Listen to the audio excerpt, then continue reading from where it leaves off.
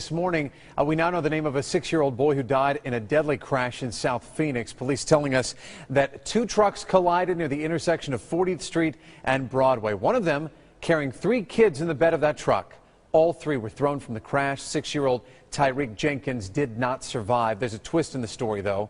The other driver, you see him right there, he's behind bars, charged with DUI and manslaughter. As police tell us, Herman Godinez admitted to being high and drunk. As for the other children and passengers in that truck, they are expected to survive. There was some shaking going on in Evergreen overnight. The U.S. Geological Survey reported a 2.4 magnitude earthquake. It happened about 3:30 a.m., 14 miles southwest of Evergreen, about 3 miles beneath the surface.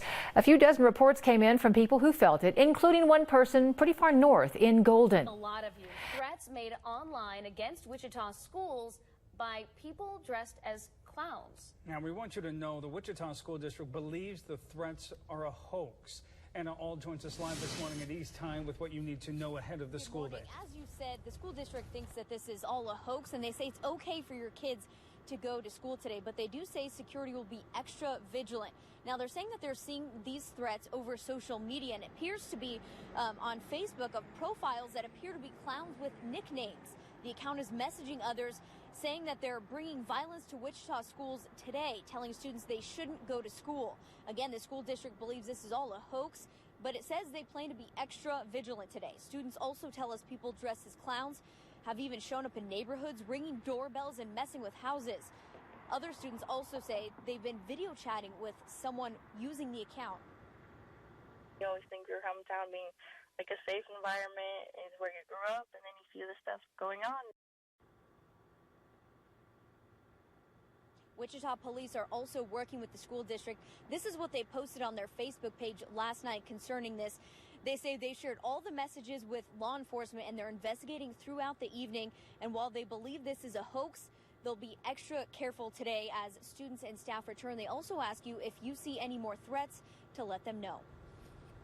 Anna, thank you. Several Ohio schools were closed Friday due to similar threats. Police in suburban Cincinnati say they arrested a middle schooler in connection to the clown threats. There have also been threats present in the Carolinas, Tennessee, and Missouri. Again, we want to be abundantly clear. No schools are closed today in the Wichita area due to these threats. We know this has a lot of you concerned. So we're going to ask Wichita police about them when we meet with officers this morning. Police in Paris this morning are searching for the gunman behind a daring robbery of more than $10 million in jewelry. The victim, Kim Kardashian West. She was staying at a luxury apartment when armed men dressed as police officers are said to have entered the building overnight. The reality TV star was not harmed. Elaine Cobb is outside the apartment in central Paris. Elaine, good morning to you.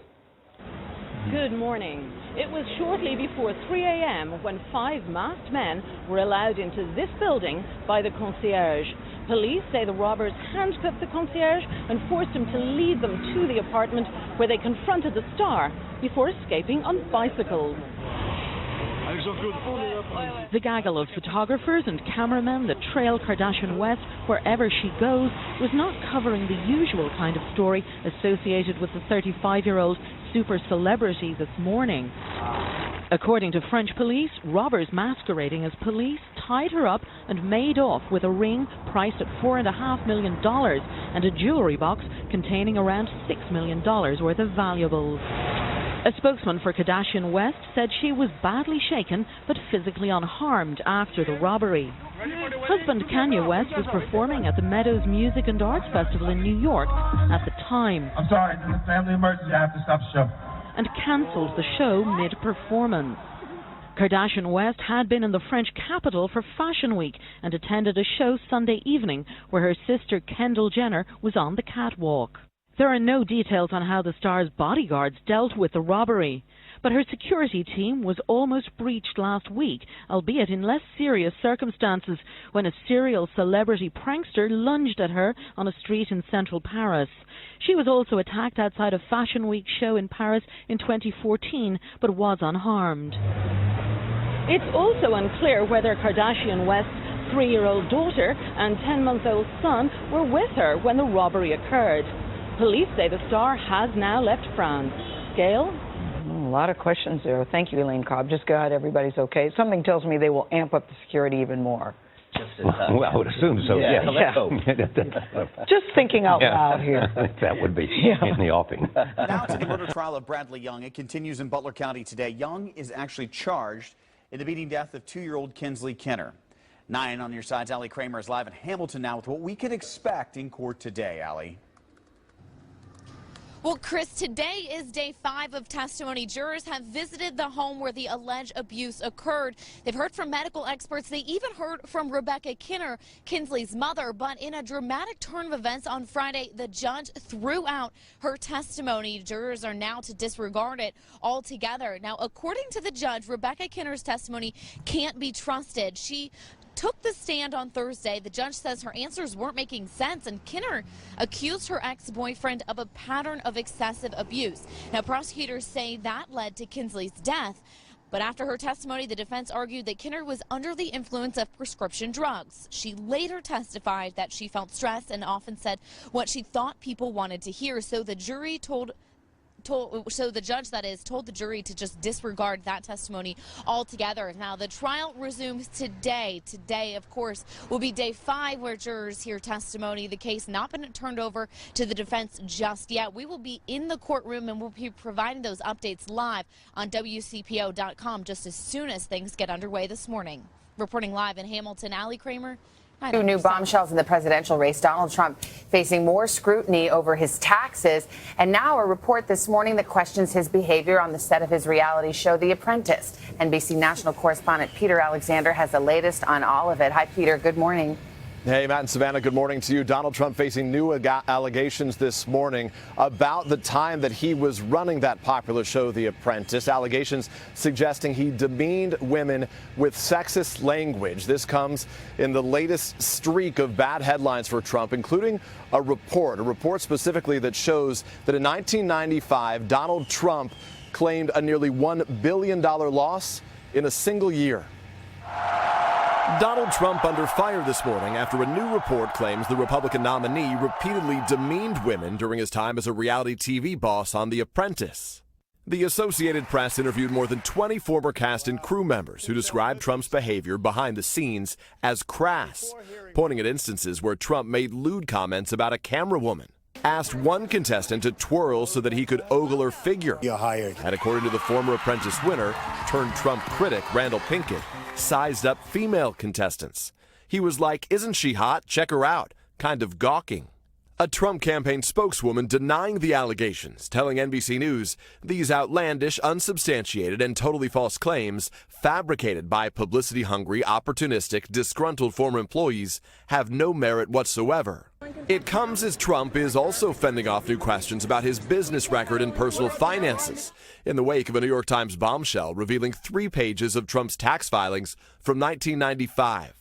Trump claiming a nearly $916 million loss that could have allowed him to legally avoid paying federal income taxes for up to 18 years, according to tax experts hired by the newspaper. The Times receiving the documents from an anonymous tipster. They include markings calling for a signature from Trump's then-wife, Marla Maples. The campaign's official response doesn't dispute any of the article's content. Trump tweeting, "I know our complex tax laws better than anyone who's ever run for president, and I'm the only one who can fix them." His advisors also pushing back. The reality is he's a genius. The genius of Donald Trump has been to make sure that he follows the law. The tax story punctuating a rough 7 days for the billionaire. Trump lashing out at the Clintons this weekend on Hillary Clinton's recent bout with pneumonia. She's supposed to fight all of these different things, and she can't make it 15 feet to her car. Give me a break. Give me a break. Even their marriage. I don't even think she's loyal to Bill. You want to know the truth. And really, folks, really, why should she be, right?